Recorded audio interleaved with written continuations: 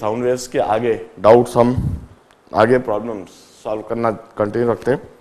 मैंने मेरे पिछले लेक्चर में शायद 67 तक करा दिया था। लेट मी स्टार्ट फ्रॉम 68, 69, 70,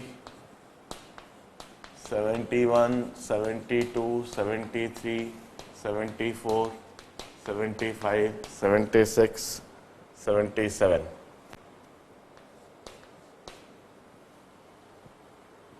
हम पहले इतने का डालते हैं और फिर देख लेंगे कितना समय बच रहा है। Let's start reading 68th problem. Problem number 68 जरा ध्यान से पढ़े। Two successive resonance frequency in the open organ pipe are 1944 and 1592. Find the length of tube and the speed of sound in air is given. अब देखिए open organ pipe, open organ pipe के लिए हम recall करें जो situation होती है, यदि हम डिस्प्लेसमेंट वेव की बात करें तो इस तरीके से displacement wave open organ pipe में बनती है।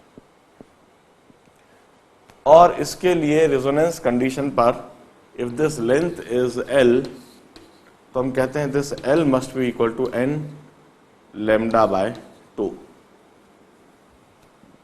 This n must be equal to L must be equal to n lambda by 2, यह होता है। अब हम कहते हैं टू सक्सेसिव रेजोनेटिंग फ्रीक्वेंसी दे रखी है, टू सक्सेसिव रेजोनेटिंग फ्रीक्वेंसी, तो एल को तो मैं लिख देता हूं एन लैम्डा बाय 2 और सक्सेसिव रेजोनेटिंग फ्रीक्वेंसी तो n -1 into lambda dash by 2। इसको मैं वेवलेंथ को फ्रीक्वेंसी के टर्म में लिख देता हूं, ज्यादा अच्छा होगा। Since velocity equal to wavelength into frequency और फ्रीक्वेंसी और wavelength equal to velocity upon frequency, wavelength equal to velocity upon frequency. So this is n we by 2f।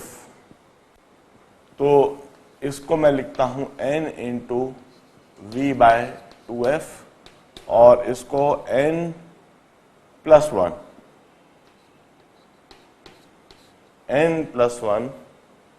Into v by 2f डैश। हम ऐसे कर सकते हैं। Now this minus this, length is fix in a constant. इस n को मैं हटाने के लिए this equation minus this equation कर रहा हूं और ऐसा भी कर सकता हूं N V by 2f, L की जगह एन वी बाय 2f लिख दूं। N we by 2f is equal to N V bye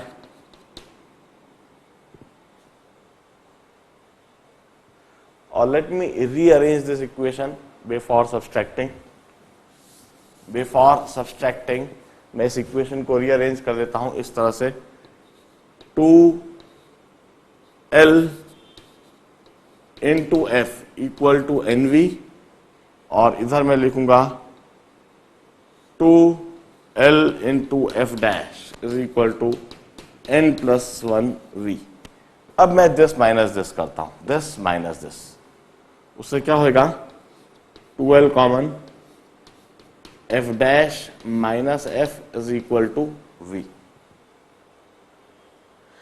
अब मुझे लेंथ आती हुई बिल्कुल साफ दिख रही है। लेंथ मुझे डिटरमाइन करना है। फ्रीक्वेंसी एफ डैश की जगह लिखूंगा 2592 माइनस 19544, this frequency f1 and this velocity is 324।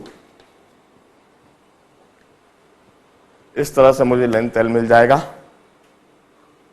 This is 846 into 12 equal to 324 और length L is equal to 1/4 metres और 0.25 मीटर्स और length L equal to 25 centimetre.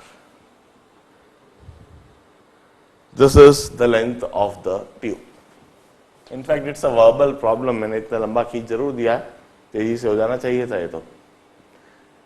Tube की ओपन ऑर्गन पाइप की length fix है, उसमें फर्स्ट रिजोनेटिंग फ्रीक्वेंसी है 1944 और second resonating frequency is 2592.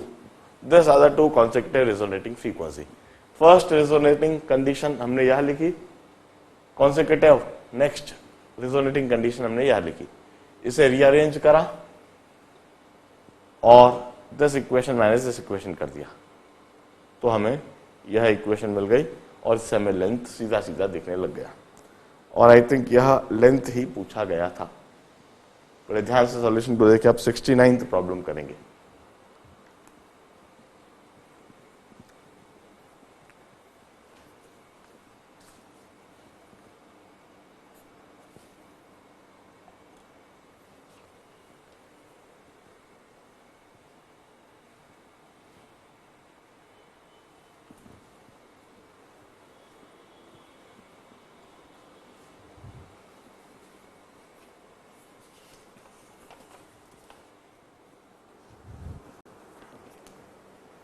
Now, let us solve problem number 69th.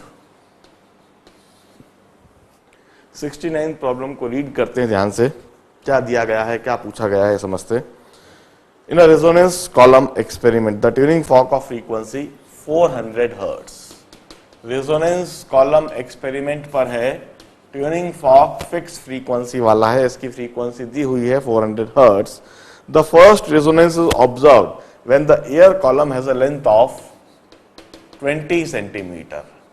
The first resonance is observed at the length of 20 centimeters and the second resonance is heard at the length of 62 centimeters. Find the speed of sound and how much distance above the open does the pressure node form. अब देखिए, हम कहते हैं जो first resonance observe होता है वह तो इस तरह से, यह वाटर का सरफेस है, this is the situation at the first resonance. यह डिस्प्लेसमेंट वेव है, रेजोनेंस कॉलम में यह वाटर लेवल और इसके ऊपर इस तरह से वाटर वेव बनती है. और सेकेंड रेजोनेंस में यह सिचुएशन बन जाती है, यह वाटर लेवल और इस तरीके से सेकेंड रेजोनेटिंग कंडीशन बन जाती है. यह L1 लेंथ है और यह L2 लेंथ है. यह L1 और L2 लेंथ. देखिए, होता यह है कि ये जो एंटी नोड है यह एग्जैक्टली इधर होने के बजाय थोड़ा ऊपर होता है, कुछ डी डिस्टेंस ऊपर होता है. एंटी नोड जो है वह डी डिस्टेंस ऊपर होता है and this D is called and correction. हम कहते हैं फर्स्ट रिजोनेटिंग कंडीशन पर हम इक्वेशन लिख सकते हैं λ/4 equal to L1 plus D और सेकेंड रिजोनेटिंग कंडीशन पर 3λ/4 is equal to L2 plus D. L1 is the length of column and D is the end correction. L2 is the column length and D is the end correction. Now this minus this, 3λ/4 minus λ/4, end correction cancel out हो जाएगा, L2 minus L1. तो इधर से λ/2 की value आ जाएगी, L2 is 62 minus 20, this is 42 और 84 centimetre और lambda is 0.84 metre. इस तरह से हमें साउंड वेव की वेवलेंथ समझ में आ गई, वह कैलकुलेट कर ली. अब speed of sound wave is lambda into frequency. Speed of sound wave is lambda की जगह 0.84, फ्रीक्वेंसी की जगह पर 400, और इस तरह से स्पीड ऑफ साउंड हमें मिल गई 332, 16, 336 मीटर्स पर second. This is the sound speed.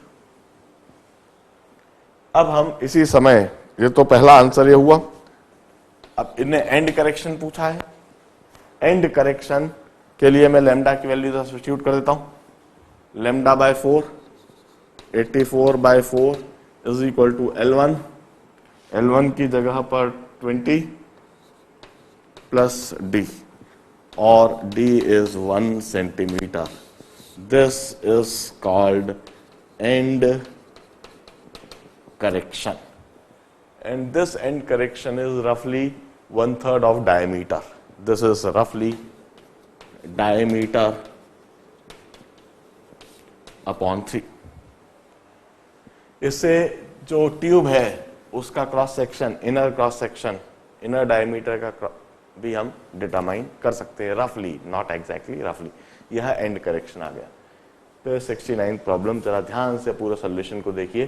The first resonating condition and the second resonating condition. Frequency दी हुई है L1, L2 दिया हुआ है. इससे वेवलेंथ निकाला और इस तरीके से हमने स्पीड डिटरमाइन करी. Note it down. 70th problem करेंगे इसके बाद.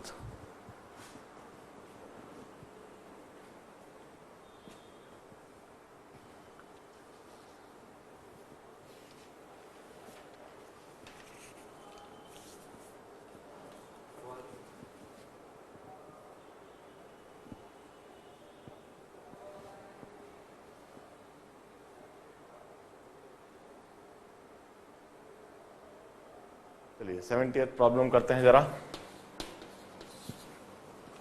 A piston is fitted in a cylindrical tube of a small cross section with the open end of the other end of the tube open. इधर piston है और इधर open है, ठीक है ना. The tube resonate with a tuning fork having frequency of 512 Hertz. The piston is gradually pulled out of the tube and is found that second resonance occur when the piston is pulled through a distance of 32 centimeter. इधर tuning fork है और इस tuning fork से जब हम resonance करते हैं तो पहला रेजोनेंस आता है, उसके बाद अगला रेजोनेंस जब आता है when the piston is pulled by a distance of 32 centimeter. हम कहते हैं in that case lambda by 2 must be equal to 32 centimeters. हम यह बात अच्छी तरह से जानते हैं. consecutive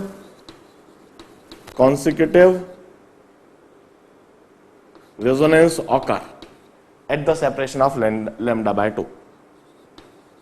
Consecutive resonance occur at separation of lambda by 2. So this would give us the wavelength lambda, that is 64 centimeter, or wavelength lambda is 0.64 centimeter. So sound speed is lambda into frequency. Sound speed is 0.64 into 512 meters per second. This is the speed of sound. Calculate कर लीजिए जरा कितना आता है. 0.64 into 2 is 128. 64 into 2 64 plus 12 76 6 7. 0.64 into 5 is 32. 320 327. This much meters per second, or roughly you will say 328 meters per second. This is the speed of sound. ध्यान से देखिए. There is the concept, consecutive resonance होगा इस tube में. At the separation of lambda by 2। जब आप इस piston को लैम्डा बाय 2 से खींच देंगे या इसको अंदर पुश करेंगे तो कॉन्सिक्यूटिव रेजोनेंस की कंडीशन बनेगी। एक रेजोनेंस आया, उसके लैम्डा बाय 2 बाद दूसरा रेजोनेंस, उससे हमने लैम्डा बाय 2 निकाल लिया, लैम्डा निकाल लिया, वेवलेंथ लैम्डा से हमने स्पीड निकाल ली। Note it down. 71st करेंगे।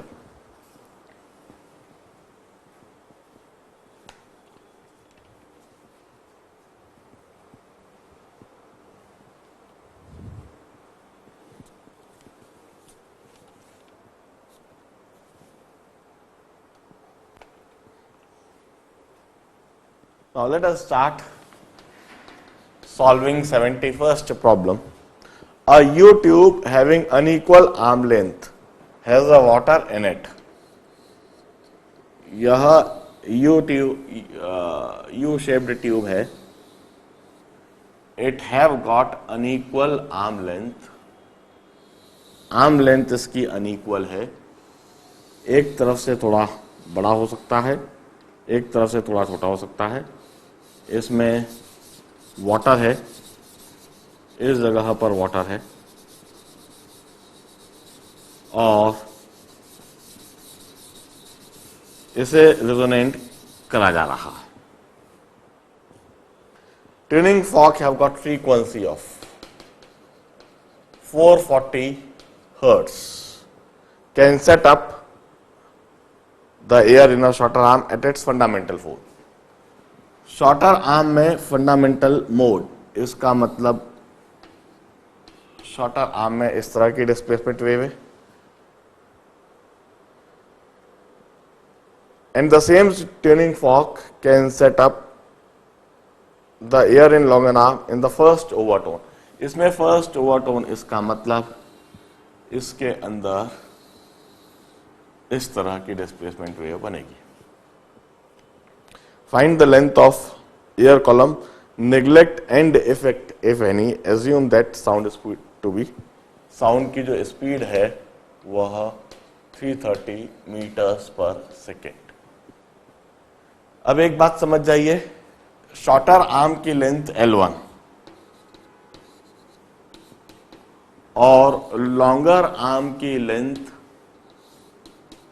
L2। L1 होगी लैम्डा बाय 4 और L2 होगी 3 lambda by 4। If no end correction, यदि कोई एंड करेक्शन नहीं है तो हम यह बात लिखेंगे। अब वेवलेंथ निकाली जा सकती है। Wavelength is speed upon frequency 330 metres पर second upon 440 per second. So wavelength is 3/4 meters or 0.75 meters, or wavelength is 75 centimeters. So L1 I'll write 75/4 centimeter and L2 I'll write 3 into 75/4 centimeter. इसी समय देखिए एक simple problem है जिसमें U shape tube unequal length का और L1 L2 unequal length निकालनी है। मैंने कंसेप्ट भी लिख दिया, आंसर भी लिख दिया। Note it down. 72nd problem करूंगा इसके बाद।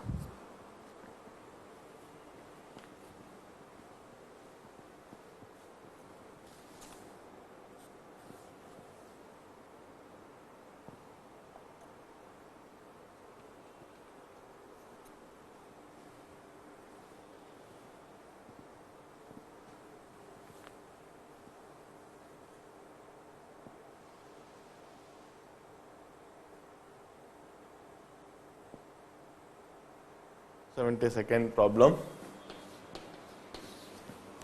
A 30 centimeter long wire, 30 centimeter long wire है, having mass of 10 grams is fixed at two end is vibrated its fundamental mode. ये इसके fundamental mode में vibrate होता है। ठीक है। a 50 centimeter long closed organ pipe, a 50 centimeter long closed organ pipe placed with its open end near the wire. In fact यह closed pipe इधर है कहीं और यह 50 सेंटीमीटर लॉन्ग है. इस setup in resonance in its fundamental mode, इसमें इसका फंडामेंटल मोड बन जाता है by the vibrating wire. Find the tension in the wire, speed of sound in air is this. लो इट्स अ सिंपल प्रॉब्लम. यह यदि फंडामेंटल मोड में है, इसका मतलब lambda by 4 equal to L L dash, यह एल डैश है, equal to 50 centimetre, और lambda is equal to 4 into 50 centimetre, that is 200 centimetre और 2 मीटर. और इधर से स्पीड ऑफ साउंड हमें पता लग जाएगी. स्पीड ऑफ साउंड से हमें फ्रीक्वेंसी पता लग जाएगी. In fact speed of sound is lambda into frequency, और frequency is speed of sound upon wavelength. So frequency is speed of sound is 340, wavelength is to 170 hertz, and this is the fundamental frequency of this wire. It means इस wire की fundamental frequency. अब इस wire की fundamental frequency होती है इसके fundamental mode में 1/2L under root of F by mu. अब मैं फंडामेंटल फ्रीक्वेंसी की जगह 170 लिख देता हूं. 1/2L की जगह पर 0.3 अंडर रूट ऑफ F मुझे निकालना है. Mu is mass per unit length. Mass is 0.01 kg, length is 0.3. ध्यान रहे mu is m/L, so this mu is mass की जगह में 0.01 किलोग्राम, लेंथ की जगह 0.1 मीटर यह लिख रहा हूं, और L की जगह मैं 0.3 मीटर्स लिख रहा हूं. इस तरीके से मैंने यह वैल्यू सब्स्टिट्यूट कर दी. जो कॉलम की फ्रीक्वेंसी है वही फ्रीक्वेंसी वायर की है, तभी वहां रेजोनेंस दोनों में आ रहा है. और इस तरीके से फ्रीक्वेंसी मैंने सेम कर दी, लेंथ रख दिया, F हमें डिटरमाइन करना है. Solve it, you will get 347 Newton. एक बार सॉल्व करके देख लीजिए जरा.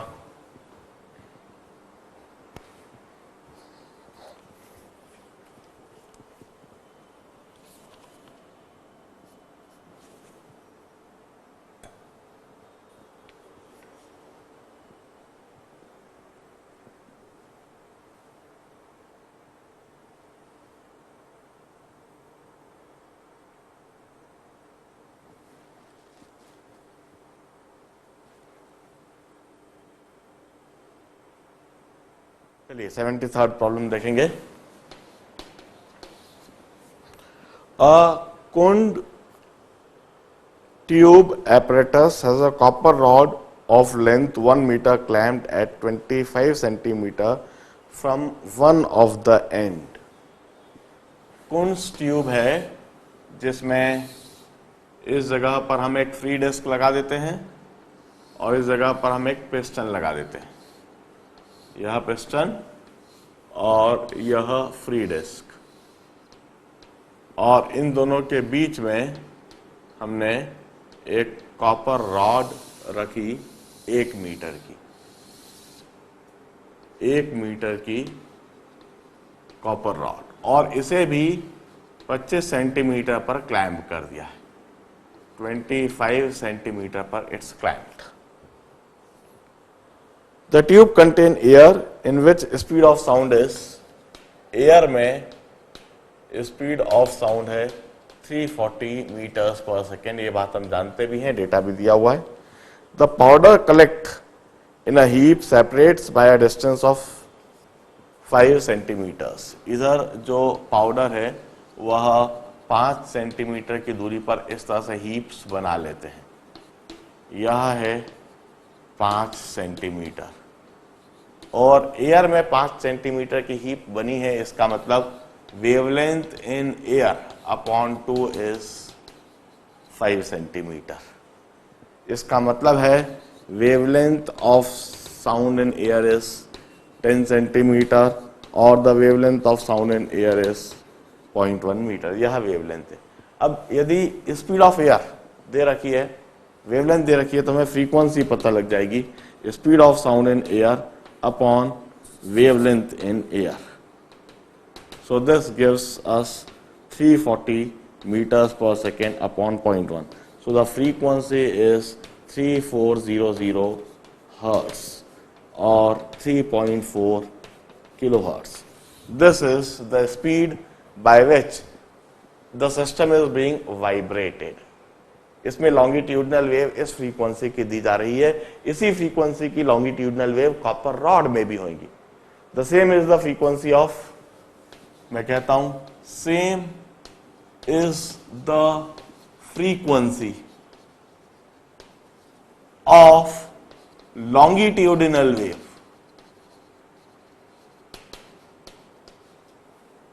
In the copper rod. Copper rod में फ्रीक्वेंसी सेम होगी, मगर कॉपर रॉड को क्लैंप करा हुआ है 25 सेंटीमीटर पर. इसका मतलब कॉपर रॉड में जो डिस्प्लेसमेंट वेव बनेगी, उस डिस्प्लेसमेंट वेव के लिए लैम्डा बाय 4 होएगा 25 centimetre. This is wavelength in copper. So wavelength in copper is 4 into 25 centimetre, that is 100 centimetre, or wavelength in copper is 1 meter. There is a wavelength in copper. So speed of sound in copper is wavelength in copper into frequency. Wavelength is 1 meter, frequency is 3400 hertz. So speed of sound in copper must be 3400 meters per second. This is the sound speed in copper.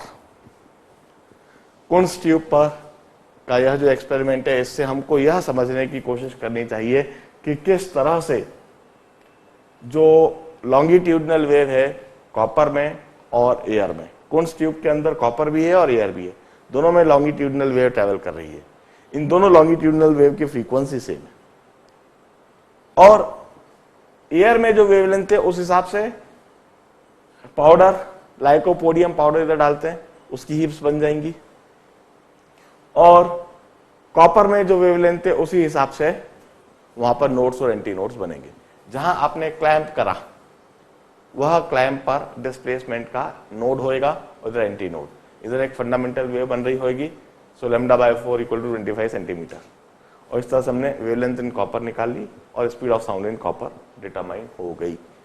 Situation को देखें, solution को देखें, note down करें, concept develop करें और 74th problem करने की तैयारी करते हैं.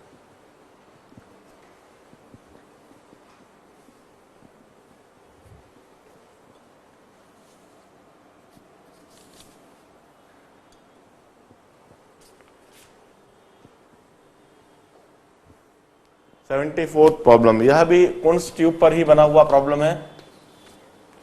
कुंस tube apparatus has a steel rod. यह कुंस ट्यूब apparatus दोनों तरफ फ्री एंड ही रहते हैं. एक तरीके से पिस्टन भी फ्रीली मूव कर सकता है या डिस्क भी फ्रीली मूव कर सकती है. और इसके बीच में एक स्टील रॉड, 1 मीटर लेंथ की steel rod, this is steel rod, 1 metre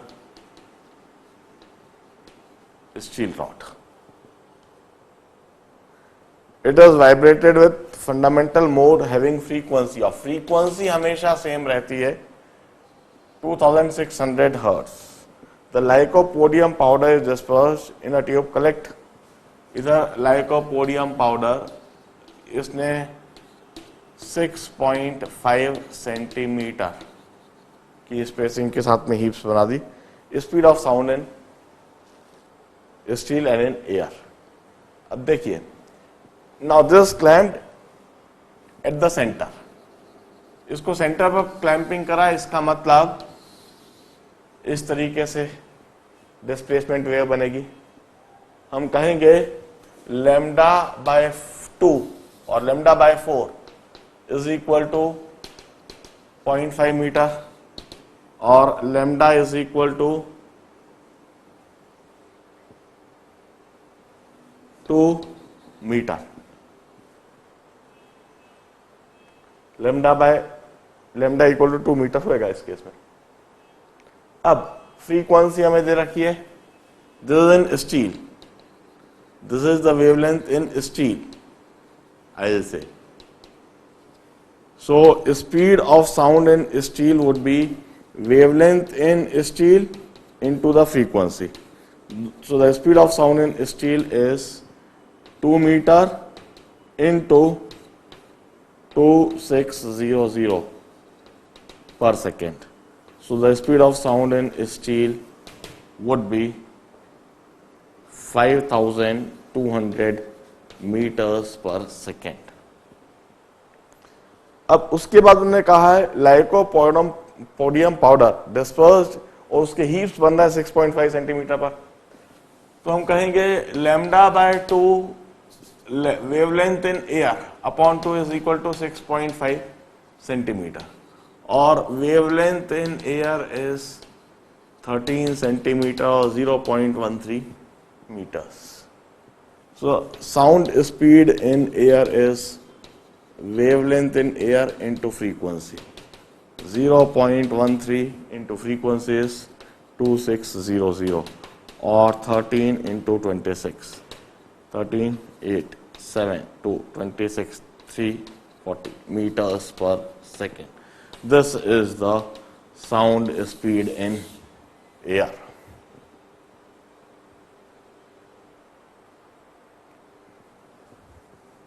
(338 meters per second. Note कीजिए कॉन्स ट्यूब के इस कंसेप्ट को समझिए। इस तरह से हमने एयर में साउंड की स्पीड पता हो तो हमें स्टील में साउंड की स्पीड पता लग जाएगी। हमने अभी तो दोनों ही डिटरमाइन कर दी क्योंकि हमें फ्रीक्वेंसी पता थी। Please note it down. 75th करेंगे अब इसके बाद।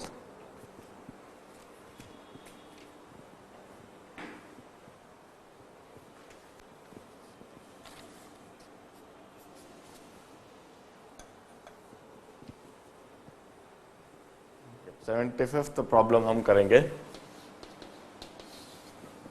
एक एक करके चैप्टर में हमने जितने कंसेप्ट सीखे हैं, फंडामेंटल्स हमने सीखे हैं, उन सभी पर बेस्ड प्रॉब्लम्स आते जा रहे हैं। 75th प्रॉब्लम जो मैं देख रहा हूं that is over the concept of Doppler's effect. A traffic policeman, here is a policeman standing on a road, sounds a whistle emitting the main frequency of 2 kilohertz. What could be apparent frequency heard by a scooter driver approaching the policeman at a speed of? Here is a scooter, it's approaching at a speed of 36 kilometer per hour. Sound speed, speed of sound is 340 meters per second. अब recall कर लीजिए apparent frequency के लिए जो हमने expression लिखाया है। Apparent frequency is equal to actual frequency into V plus VM minus VO upon V plus VM minus VS।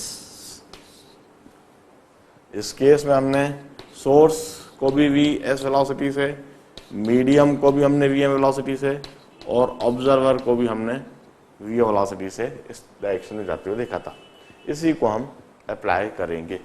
अब देखिए इधर जो है वेलोसिटी ऑफ ऑब्जर्वर जो हम कहेंगे 36 किलोमीटर पर आवर और 36 इंटू 5/18 मीटर्स पर सेकेंड और 10 metre per second. This is the velocity of observer. Source की स्पीड 0 है, सोर्स की स्पीड 0 है। अब इधर हम कहेंगे apparent frequency would be given by actual frequency into source move नहीं कर रहा है, मीडियम मूव नहीं कर रहा है, और ऑब्जर्वर टुवर्ड द सोर्स आ रहा है, hence v plus V O upon v। तो इस जगह पर मैं लिखूंगा 2 किलो हर्ट्ज इनटू v की जगह 340 plus 10 upon 340। So this comes out to be 35 by 34 into 2 kilohertz। Solve कीजिए, मैं आंसर पीछे से देखकर ऐसा कैसा ही लिख देता हूं। The answer would come out to be 75 का 35 by 34, हल्का सा 2 किलो से ज्यादा होगा, 2.05 2.06 के आसपास कहीं होगा। 75 2.06 kilohertz। This is the answer. Please note it down. इस सिचुएशन को देखिए, velocity of medium is also 0 and velocity of observer is, in this case it's minus 10 meters per second since it's toward the observer. Hence I substituted it like this और इस तरह से मुझे apparent frequency आ गई। इतनी frequency scooter driver को सुनाई देगी। 76 करेंगे अब जरा।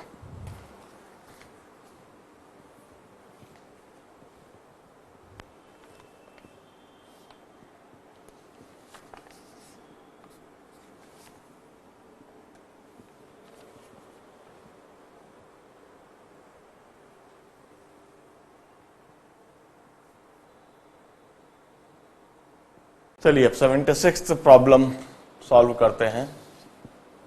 यह फॉर्मूला 76 प्रॉब्लम में भी उपयोगी है, इसलिए मैंने लिखा रहने दिया है।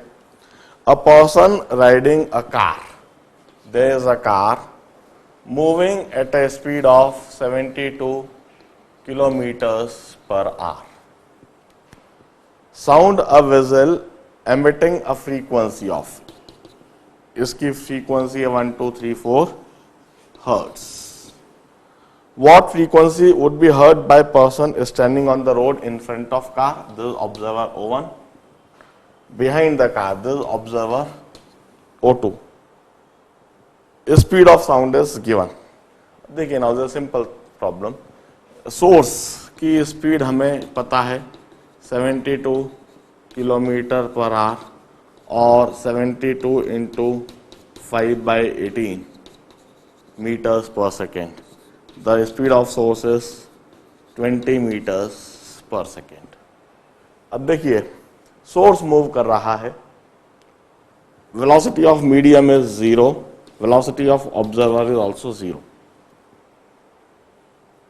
और अब इस केस में जो हम कंसेप्ट जो फॉर्मूला बन के आएगा, that is f dash equal to f into medium 0 हो गया, ऑब्जर्वर 0 हो गया, v अपॉन v माइनस और प्लस Vs। अब फॉर ऑब्जर्वर O1 मैं ए सिचुएशन को इधर सॉल्व करता हूं। Vs is toward the observer, so plus 20 metre per second. तो इधर मैं लिखूंगा F1 is equal to F की जगह मैं लिखूंगा 1250 1250 है यहां 1250 हर्ट्ज इंटू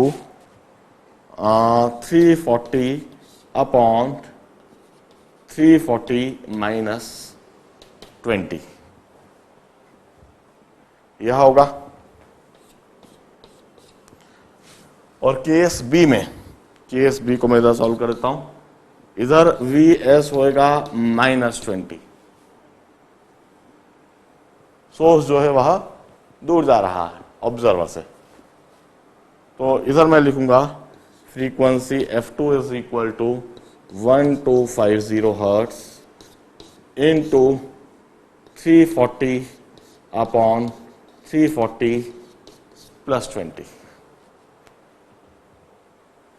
यह डिफरेंस होएगा दोनों के केस में। आंसर मैं पीछे से देखकर डायरेक्टली लिख देता हूं, F1 और F2। Apparent frequency in case 1, upon solving you will get 12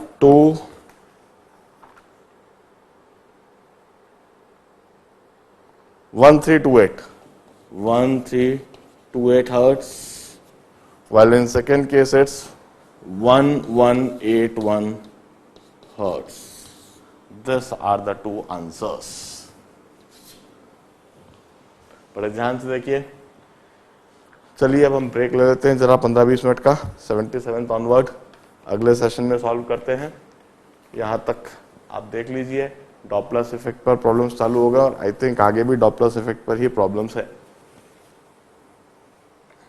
मैं ऑलमोस्ट 90 तक सारे प्रॉब्लम डिस्कस करा देता हूँ। इसे नोट डाउन कीजिए।